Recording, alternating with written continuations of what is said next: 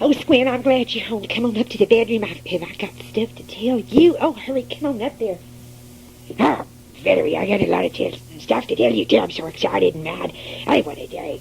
Come on, honey. Let's get upstairs. Soon. Oh, Squint. A peeping Tom looked in the window this morning while I was changing my robe. I was trying to decide what to wear, and he was up in the tree. Oh, Squint, are you listening to me? Stupid policeman, I had to go down there.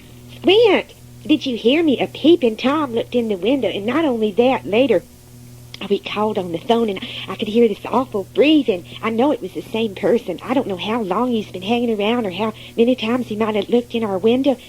Oh, it was so surprising. I didn't think anybody could get up that tree. It was so high. Oh, I nearly fainted, Squint. Stupid encyclopedias I never could get. What are you listening to me? What? Wait a minute, Valerie, please. Here, okay, let's calm down a minute. I'm sorry I ain't heard a word you said. I've had such an awful day. It started out so beautiful, but everything went downhill real quick. You remember them encyclopedias I bought? They're no good. They ain't even got the Navy, the Merchant Marines, or nothing in there. And it's been 3 months. I should have looked through them right away, but I didn't discover it till later. Reuben pointed it out to me. And then I went over to Meadowbrook, to Mr. Peabody's place, the salesman I bought him from, and I was trying to get something done about it. But he's just like a little mole. He crouches in the corner. I couldn't make him see me point. He said it was too late. He'd have to write to the head office at the company. I'll probably never get my money back, and if that weren't bad enough, I got mobbed. Look at me. They tore me short again. I hate that Meadowbrook. I hate to go over there. It's crazy. Right around the college, the car, I hit this guy in front of me. A cat ran across the road. He slammed on his brakes, and I hit him. And then I had to go down to the police station. It's a big fat mess, and I'm in the wrong, too, because I hit him from behind. But it was so sudden. Oh, golly, honey, that's terrible. Are you all right? I mean, goodness sake, what's happening today? You are all right, aren't you? Oh, yeah, nobody was hurt. It was just one of them real sudden things. He got the car all dented up in the front. I had to get that fixed. And I had to fix his bumper. Oh, it's a big fat mess. As if I needed all this trouble. Oh, blimey. Oh, honey, I'm awful sorry. Well, what about the peeping Tom? What are you going to do about it? Do you think we ought to call the police? Tom who? Peeping Tom! There was a peeping Tom here today, Squint. Please listen to me. It was so frightening. He climbed up in the window. I opened the blind. I didn't know he was out there. And then I slipped my robe off, and he was watching all that time. Oh, it would be bad enough if I wasn't pregnant, but I don't want anybody seeing me like this, when I look like this. Valerie. Squint, it's not funny. It could be real serious. You know how a famous family can get kidnap threats and all of that, and we've had some strange letters, and who knows what kind of psychotic he might be. We've got to do something about it. I don't know how he got through here. I don't know how he got past the dogs. But those guys are smart. Where there's a will, there's a way, you know. And then I had this awful telephone call from him later. He was breathing on the phone. Oh, it was so sickening, Squint. Just like out of a bad movie. What can we do about it? Valerie, well, maybe, I don't know. Maybe he won't come back. Maybe he already got his thrill and he ain't going to come back. But I think he was following me. I saw this blue Ford. When I went over to the newspaper office, it kept following me. It must be him. Did you get a very good look at him? No, I didn't want to. I didn't take down the license plate either. Oh, well, honey, calm down. I don't think we'll hear any more from him. It's probably just one of them one-time stupid pranks, you know. Usually they say them guys ain't dangerous. They get their kicks from looking and listening, so there's very seldom any overt action there. But what if there is? I'm left alone here so much. No, you're not. You're always there with Bernal and Esperanza. Why didn't somebody answer the phone when I called the other night, when I was going to take you to the party? Oh, I don't know. Brunhild went to the store, I think it was, and Esperanza took Raphael for a walk.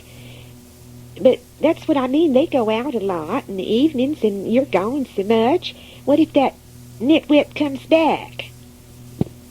Well, I'll be watching for him. Don't worry. We'll put the dogs right out there by the tree. I'm sure he won't come back. I'm sorry that it happened to you, Annie. How long did he get to look at you?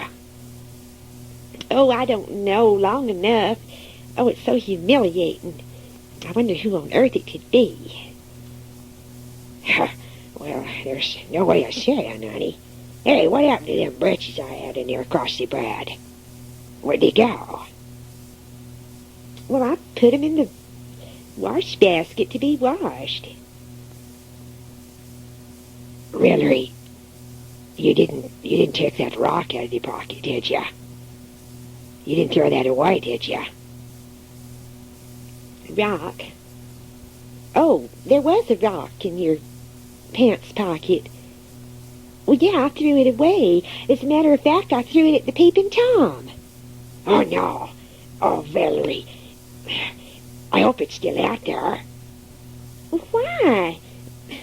What are you talking about? Valerie, that rock, as you call it, just so happens to be a very important artifact. Algernon Craven gave me that. It came from some ancient ruins down in Peru. He's had it for years and years and years. It's irreplaceable. He gave it to me as an honor. I told him I would have it made into a paperweight and put down there to display in my office. You'll be looking for it. I got to find it.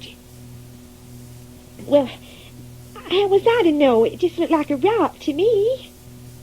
You didn't look at it real good. It's got a little face engraved on there. An Indian face. Oh, Valerie, how could you be so stupid? What do you mean, stupid? If it was so darn valuable, why did you leave it lying there in your pants, which you've had sprawled across the bed for a couple of days now? Why didn't you tell me? Why didn't you take it out of your pants? How was I to know? Well, if you could just keep your hands out of me britches once in a while. Squint, that sounds funny. Well, I don't mean it to be funny. I had a terrible day, and this just caps it all. I'll have to go out there and look for it. It must be under the tree somewhere. Well, I certainly like your attitude. I practically got raped and killed, and all you can think about is that old stupid Indian artifact. It happens to be very, very important. It can't be replaced. It's a one of a kind. Why don't you leave me stuff alone? Keep your hands out of me pants, okay? Well, next time you tell me what's important and what isn't. And if you'd hang up your pants once in a while, I wouldn't be doing that. Oh, you make me so mad. Well, you make me mad, too. I'm going to go out there and look for that rock. You do that. You just go right ahead and look for it. Next time you tell me when something's important, how was I to know? You're always so busy with your stupid affairs. You hardly give me any time at all anymore. And you don't even care that I could have been killed here today. Oh, you weren't going to be killed. I hope I can find that rock. I didn't know what I'm going to say to Algernon Craven. Go ahead. Go out there and look for it. I will. Later. Well, did you find it? Confound it, no. I didn't find it. I looked all over the place. It didn't there. Why did you have to throw that of all things? Why didn't you throw a lamp or something? Well, I was in an emergency. I didn't have time to think about all that. Anyway, I don't like the way you've been acting lately. You're so wrapped up in that stupid little old show of yours and taking pictures with your smart little secretary Candy Cash who wears her dress up to her navel. and the way they're fawning over you in that picture. I used to work down there and do a better job than that stupid old Lois Lamar ever thought about. Oh, yeah? Did you now? Well, did you happen to come up with the idea on my anniversary from when I started working there? They're going to do a capsule version of my old program with the highlights from each different program, showing me development from the sea into the safaris and all of that.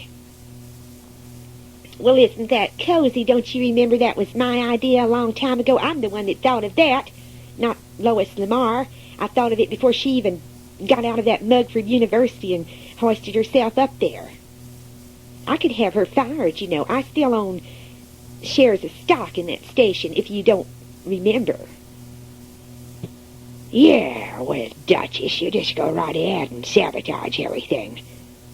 Jealous little witch.